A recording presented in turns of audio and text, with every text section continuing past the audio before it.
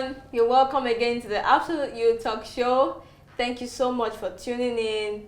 It's good to have you on the show again. Alright, today as you can see, we are 3 on the show today. We have a special guest in our midst, and she is Mrs. Tosin Ogude. You're welcome, Ma.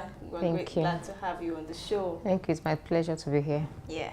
Alright, so guys, we are going to be talking about defining your relationship with the opposite sex. This is something that is of major concern, and I'm not going to be doing the talking. She's not going to be doing so much of the talking. It's our mommy that's going to be doing so much of the talking today, because she's actually a marriage counselor, in her own local church and community. She's a counselor. She gives counsel on marriage. She's a mother, so definitely she would be able to address this episode accurately.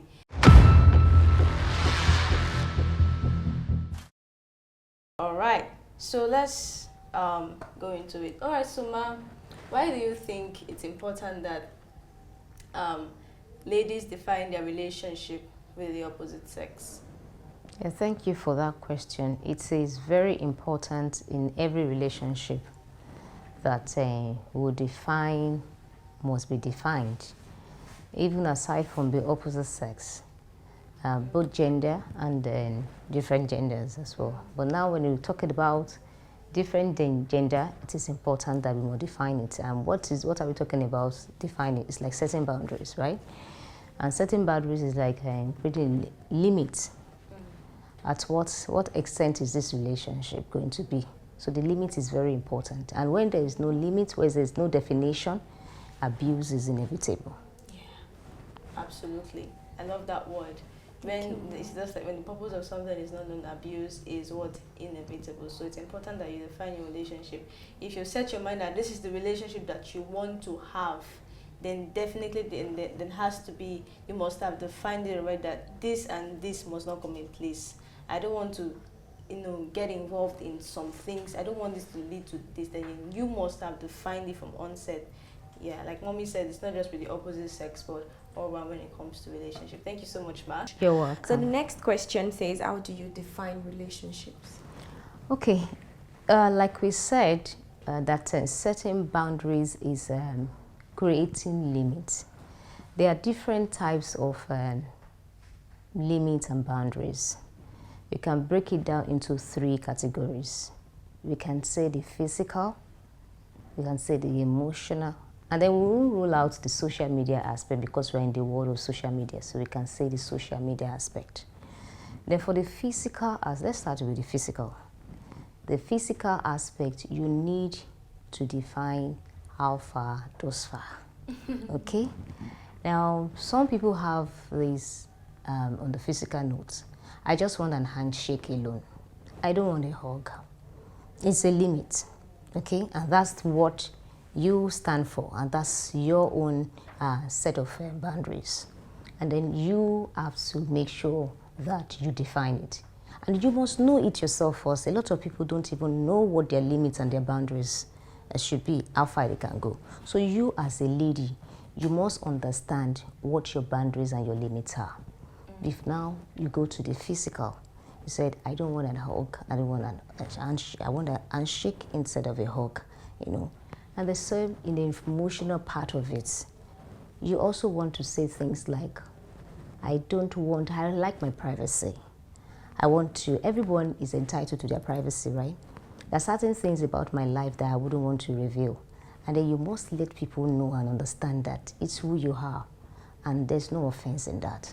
And that is a limit you must communicate. Then the third one on the social media as well is you don't want an issue of people texting you anything past 9 p.m. Because you see a lot of young people, girls and all of that, they're just setting wrong notion. When people opposite sex start sending you messages past 10 p.m., 11, 12 p.m. and 1 a.m. Now, you need to know that that's a boundaries and you need to set it. And when that is communicated, they know that that's who you are and they are able to stay within that limit. Powerful. Thank you so much. Thank you so much. Like we always say in the previous episode that you need to understand who you are. It's about you. then that would flow in even in making goals, even in defining, so you have to come to understand why you're doing this. Thank you so much You're for welcome. that explanation and response. We're grateful. All right, so we're going to the next question, and it says, what do you understand by self-worth, and how do you feel women of this age and time how do you feel women of this age and time interpret that word self-worth? And also, I don't know if you can also do the justice to this. How does self-worth, knowing the worth that the worth that you have for yourself, how does it also reflect even in the relationships, your reason for even joining relationships? Like, how does it affect? Okay, that's part 2 of the question, Yes, right? yeah. Okay, so let me First talk question. about the self-worth. Yeah. Self-worth is the value that you place on yourself. And that is very important. A lot of people don't even know the value they put on themselves. So if you put a certain value on yourself, it can also mean the respects that people render for you. If you have a value system, your value system will help you and will help other people interacting with you as well. But if you don't have a value system, there's no way you can have self-worth, right? And self-worth can also go down to say that can build your self-esteem. Okay, so and if you do not have that, people can easily drag you into their own mess or into their own value system. Let's say, for instance, you are kind of person, no matter what they offer you, no matter the amount that is offered to you, you will not eat cockroach placed on rice and stew. Some people can do that. They can say, okay, can you eat cockroach on this rice? And we're going to give you 5 million. A lot of people will jump at it. Is it not cockroach? Then I eat this cockroach, and is it not just a rich cockroach? When I eat one, I'll go and eat something to clean myself up. But that 5 million is worth more than my value. But you said, no matter what they put, no matter what the value attached to this, it is my worth that I would never take anything of such. Okay? Now, when you have those value system as a person, the value system can be linked to the physical that we talked about, the emotion and all of that, emotional aspect, okay, and the social media aspect that we talk about. When you have those self-worth, that is what will translate to other people, and that is what can even prove you are saying to people that you are. Because it is a different thing between talking and actually doing what you say you are. So when people test you with your worth, with certain things, then you know that you really do not have any value that is placed on yourself. Okay, and then if you have self-worth, that is what will determine the steps you're going to take to know who to accept as your friend. Yeah.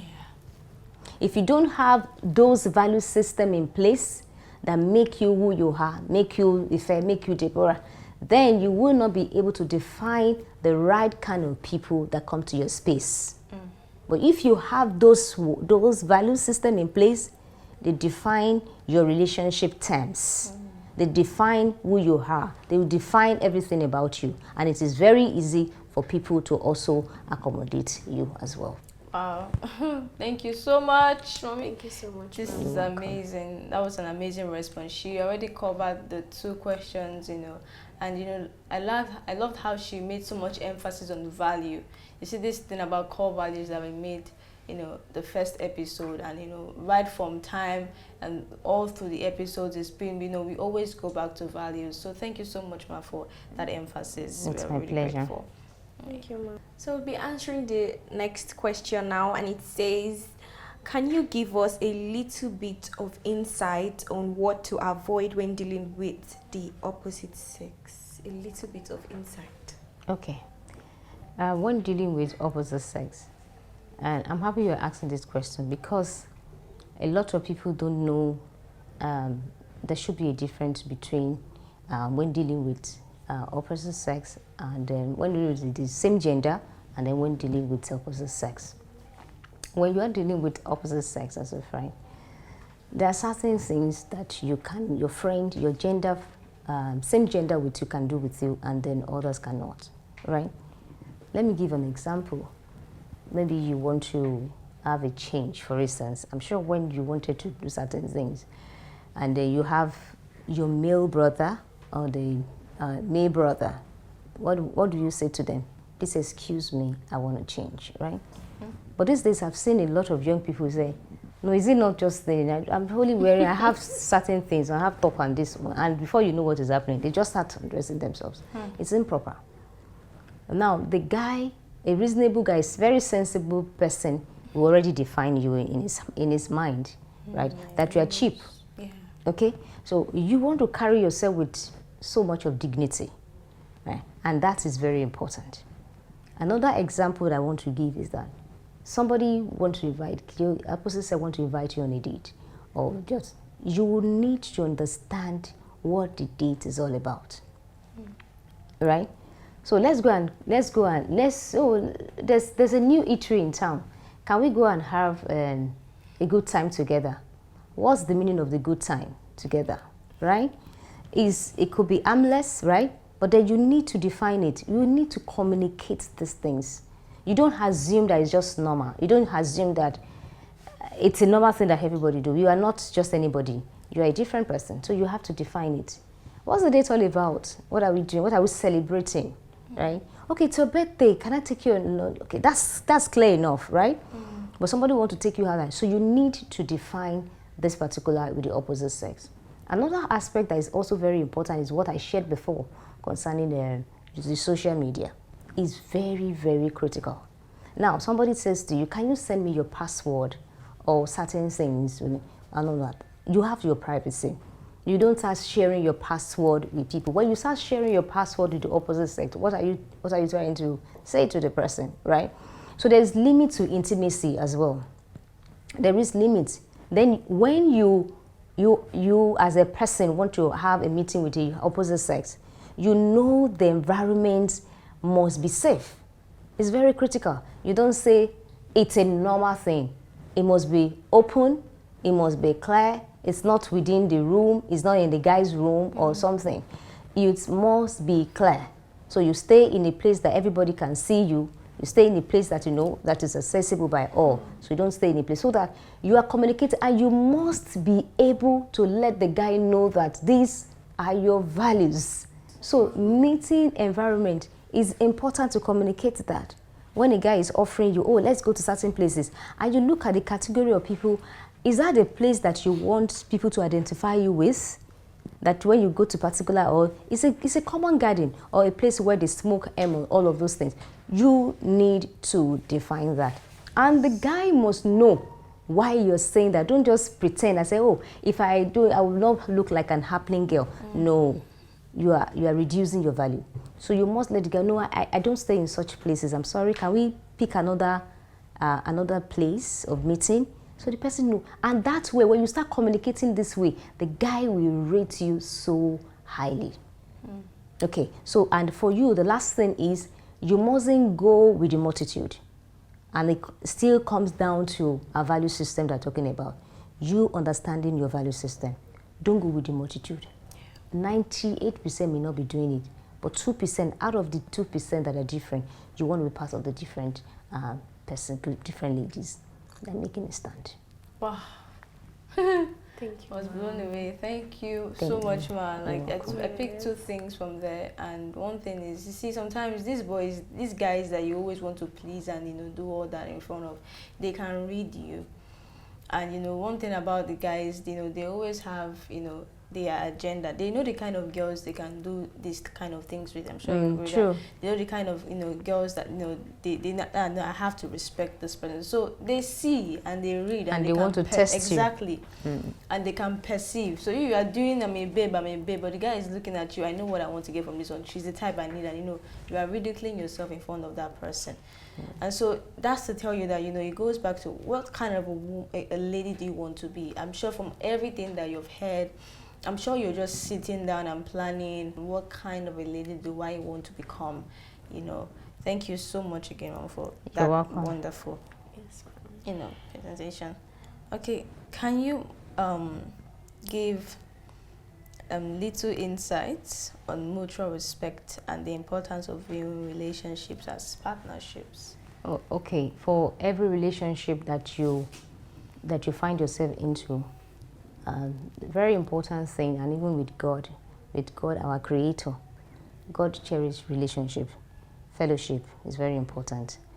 Every relationship that you get involved in must have you must have some benefit to get from that. And I'm not saying that the other ulterior motives, the benefit of peace, respect, love, care, and the likes.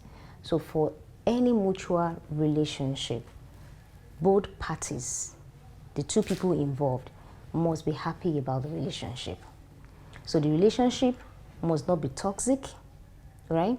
The relationship must be peaceful, and then the two of them must benefit, they must have mutual benefit.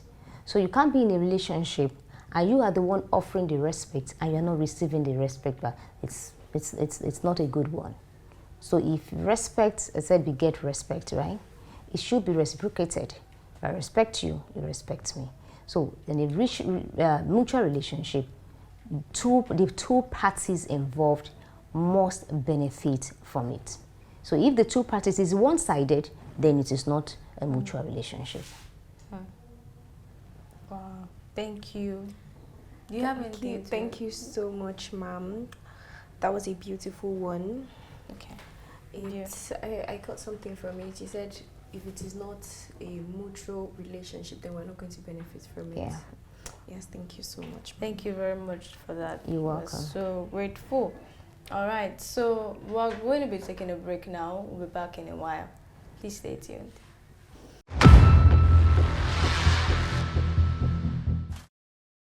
Hello everyone, you're welcome back to the Absolute You Talk Show. And we're going to be going straight away to the question and answer session. All right, so our first question is going to be we're taking it from Miss Ayo, and she says, how can I effectively communicate my boundaries without feeling guilty about giving wrong signals to the opposite sex? I don't know if you understand that. Oh yeah, sure. Boundaries must be communicated, and you must have it at the back of your mind that some will receive it positively and some will receive it negatively. So you may have some pushbacks, and then you must be able to handle it properly. In as much as you want to set your boundaries, you do also want to lose relationship in a negative way, okay? So to communicate your boundaries, you must be consistent with those limits at first. You as a person, you must be consistent. If you are not a consistent person, you say, oh, I'm asking for too much, maybe I'm asking them for too much. I think maybe I should lower my standard a bit, and you are being inconsistent. That's a wrong signal, okay? Then you must be able to say it with them without ambiguity. Let them know. Like for instance,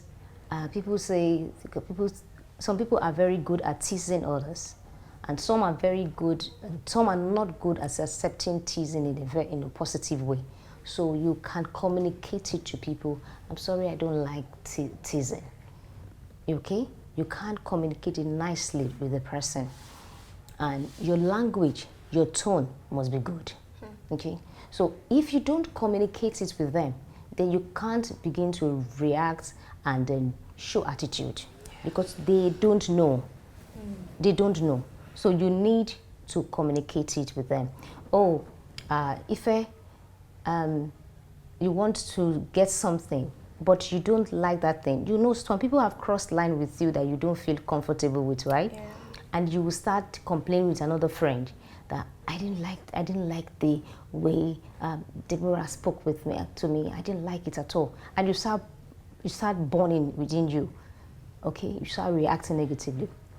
It's all because you haven't communicated it to the person and said, I don't really like this particular thing. I'm not used to it. I feel very uncomfortable each time you do this to me. And the person may say, oh, I'm sorry, I didn't know about it. Okay? But on the other hand, you might get somebody, what exactly was it? you are taking things too personal. You are being too touchy. You are being so that's a pushback. So that way, you may want to communicate with the person, or you may want to invite another person in to help you to intervene into the matter, because such things might also go in a way that might have really affect you and put you in a bad state as well, because some people, they may not have good intentions, okay, and that way you want to resolve it well so that it doesn't end up, fighting against you, right? Have I answered the second one? To communicate and then, right? Yeah. I think it's two in Yes, one. ma'am. Thank you, ma'am. Okay. So the next question is from Dolapo, and she says, how can I foster mutual respect in my relationship? Okay, respect, like I said before, respect begets respect, right? If you respect someone, you are to get the respect back. You can't tell somebody that force somebody to respect you. You earn it. You earn the respect. So what exactly are you doing to that person that will earn you your respect? If you don't treat somebody well, you may not get you may not get the good treatment from that person. So you treat people the way you want to be treated. You don't like being talked to anyhow. Do you also talk to people anyhow? So you must talk to people politely.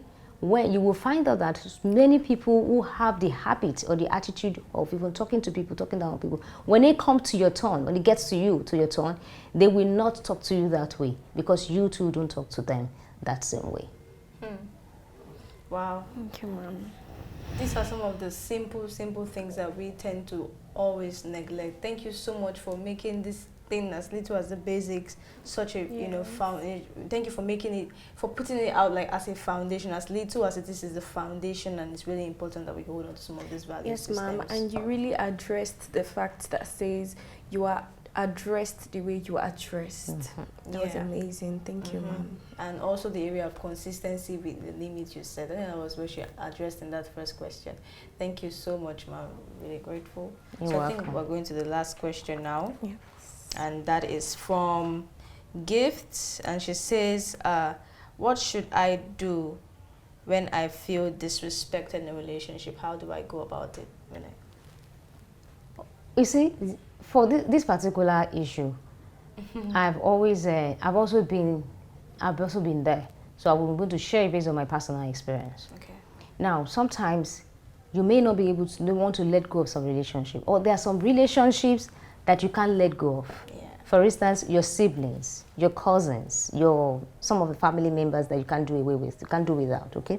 You will have functions together, you will meet together, or for many of us that are married, you have in-laws that some of them are can be a thorn in your flesh, and you still have to consistently relate with them.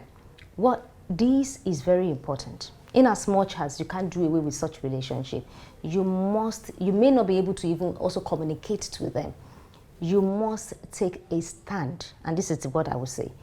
You can take care and love them from afar, okay?